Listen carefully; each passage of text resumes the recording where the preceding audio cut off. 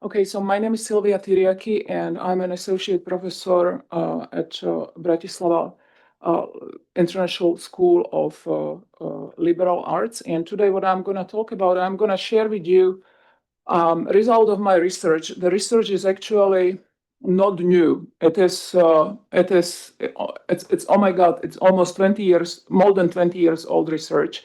Um, what I did actually now recently, I have decided to look at my long-term research, compare the findings of this book.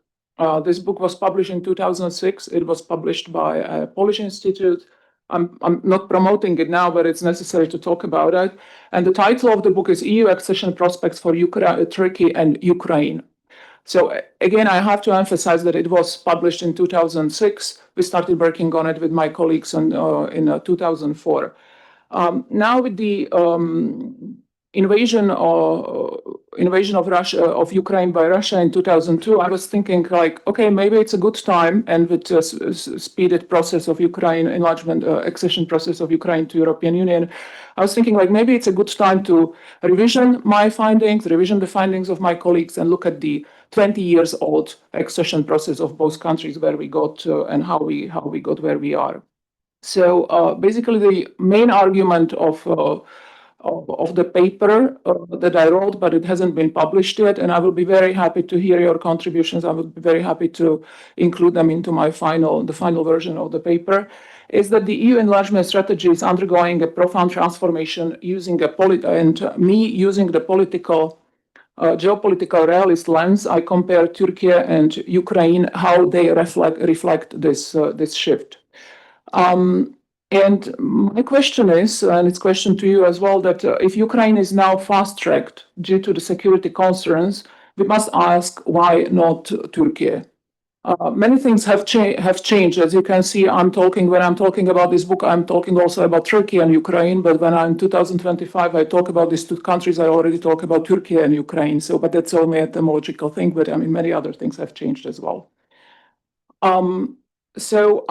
My aim is not to compare these two countries in the way that I would say that Ukraine is more fit or Turkey is more fit. It's in my view, both of them are needed and necessary for European Union under certain conditions, under certain circumstances. That's okay. But what I'm actually trying to demonstrate here is that the shift from a value-based enlargement policy, at least declared on paper, has been supplemented, not replaced, but supplemented by the security shift. The article, the paper is also not focusing on the enlargement per se, but its emphasis on strategic autonomy, which is necessary.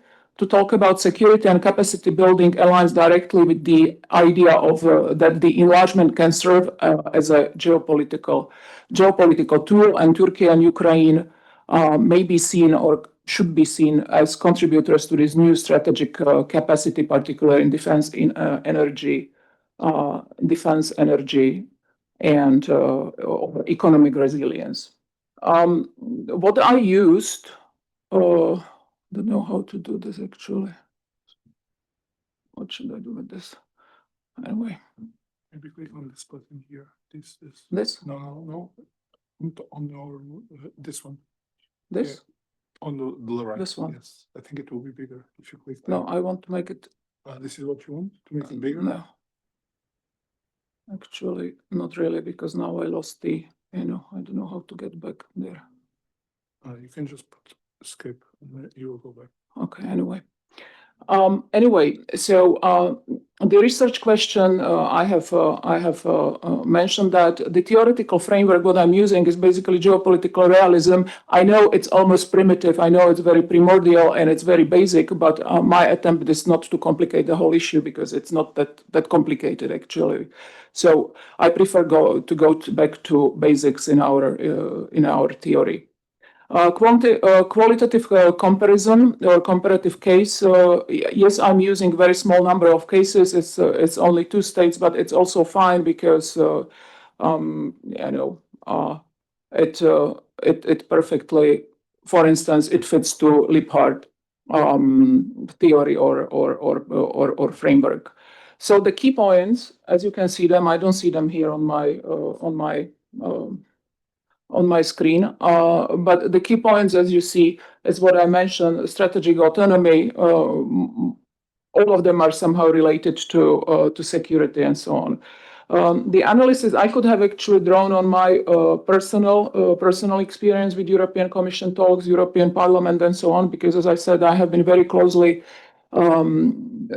working, and I've been related to the accession process of Turkey since 2004, 2005, and the next 10 years or 15 years, I've been very closely working on it, not only following it. But I don't rely on this. I primarily draw on the EU documents, official communications, policy papers, accession reports, summit conclusion, Eurobarometer surveys, and the literature, academic literature on these two countries from 2005 till 2025. So what about Turkey? How Turkey, I name it the strategic drift. I want to get rid of this actually. I don't know how, okay. Strategic drift and the stall. This is so complicated. And stall normative divergence. As we can see, after receiving the candidate status in 1999 till 2025, after this, after the opening of negotiation process, Turkey's accession momentum gradually diminished. And by 2025, now negotiations are effectively frozen, with both parties exhibiting strategic ambivalence rather than commitment. Now, what happened is basically it was also 2013, 2016 was marked by the democratic backsliding, and this all has been recorded, and it has been reflected in the documents I have studied, in the reports and all EU Commission papers and so on and so on. But we have to ask the question whether this was really the main reason behind the stalled negotiations, because my Turkish colleagues especially, they would remember that prior that we were struggling in Turkey to open chapters. When we opened them, we couldn't close them because many of them had been frozen. They were frozen negotiation chapters because of Cyprus case, but also because of France and Austria. They have been persistently voicing skepticism, citing not only governance concerns, but also cultural apprehensions regarding Turkey's predominantly Muslim identity and large population. So, and this was way before 2013, before 2016. So, I mean, basically, the accession of process of Turkey had been problematic, not only on the side of Turkey, but on the side of European Union. And in Turkey, skepticism grew to the point that, so basically it became mutual. Now, the case with Turkey is that despite of normative divergence and other things, Turkey remains too important to be ignored. It is central to migration policy, energy security, and defense innovation. I will not go through this. My colleagues at the panel, they have, I'm sure that their in-depth knowledge is much greater than mine, especially on the defense capabilities. But basically, what we can say that the liminal status of Turkey reflects the contradiction in EU policy. It is recognized but excluded. Too big or too important to be ignored, and it has been always the case. And we can see also from the latest meeting between European Union and Turkey, it was about economy, right? So, but at least something. The case of Ukraine, on the other hand, the Ukraine's path towards European Union accession has unfolded within an unprecedented security crisis, positioning the country as an exceptional candidate. That was the word used. Unlike traditional aspirants who are evaluated primarily through the Copenhagen criteria, Ukraine trajectory has been reshaped by the exigencies of Russia's full-scale invasion. And this has prompted the EU to reframe the enlargement as an instrument of geopolitical resilience. So the EU rhetoric shifted from procedural conditionality to existential solidarity. The existential solidarity is an interesting term. So the Ukraine's accession is no longer solely about the democratization or economic convergence, but also about anchoring the EU's eastern border and deterring Russia aggression. This recalibration was institutionalized with the European Council's decision to grant candidate status in 2022 and to open the accession negotiations in 2024. I will not go into details of identity, but let's look at the numbers. Ukraine economic challenges and strategic investment. Though costly, Ukraine is increasingly seen as a strategic investment. So obviously, its resources, resilience, and symbolic importance outweigh its economic liabilities because this number, this 158 billion plus euros, it's as of 2025 is changing, of course, like constantly since 2022.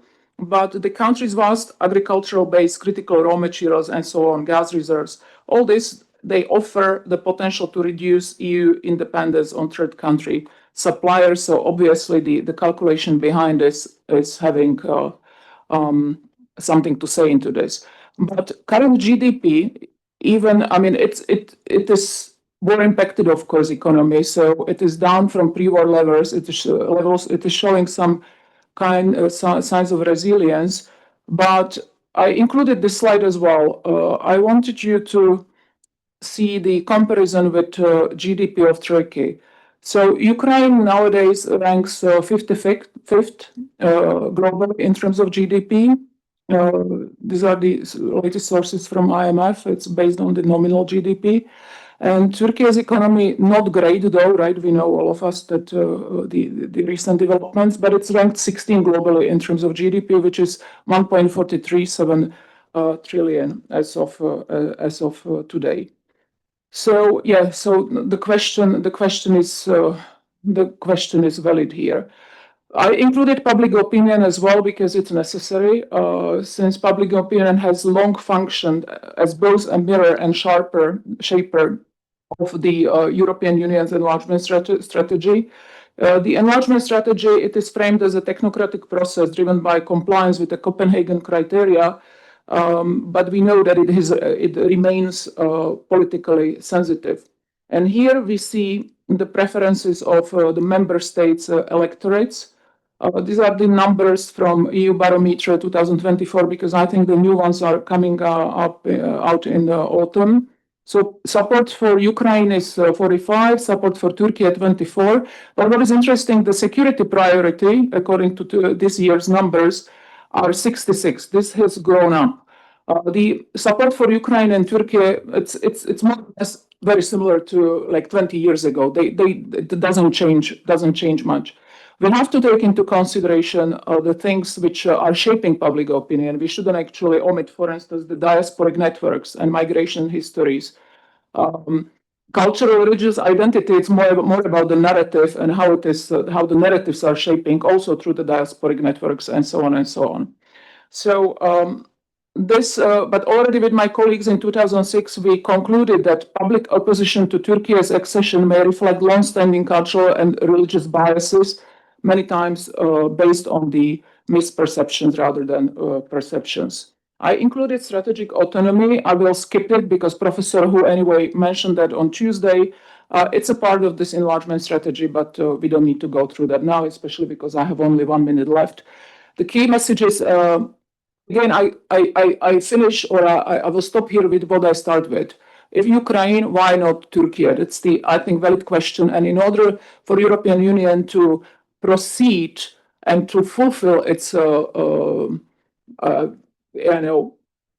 its strategic autonomy, I don't know, program or vision or whatever we call it, then European Union should, and we should ask this question to ourselves. So the differential treatment of Turkey and Ukraine reveals the inconsistencies. The inconsistencies have been here all the time along, but yes, I mean, we should talk about it. So if security imperatives justify Ukraine's fast-tracked accession, Turkey, given its unmatched strategic value, deserves re-evaluation under the same logic. Of course, we shouldn't forget about Copenhagen criteria and so on, but that's valid for Ukraine as well. So we have to be consistent here.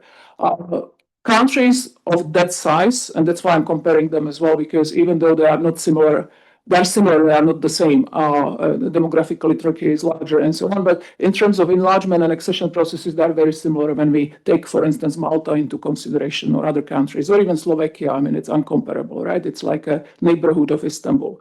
So they are comparable. So we have to apply the same logic. Of course, the recalibrating, I call it recalibrating credibility, we need to balance the strategic imperatives and normative integrity. Without that, it wouldn't work. I don't have time to go through this, but you see what I suggest. So I would finish with saying that the future of enlargement lies in a hybrid model, grounded in values but navigated through interest. Only by reconciling these imperatives can the EU sustain its transformative power and position itself as a decisive actor in the multipolar international order. And the necessity and the urgency have been already voiced by all of you around me in this last 3 days. The enlargement process, when framed within its recalibrated paradigm, is not merely about membership. It is about shaping the contours of Europe's strategic future. So thank you for your attention. I would be very happy to hear your comments, and I would be very happy to include them and refine my article accordingly. Thank you, Steve.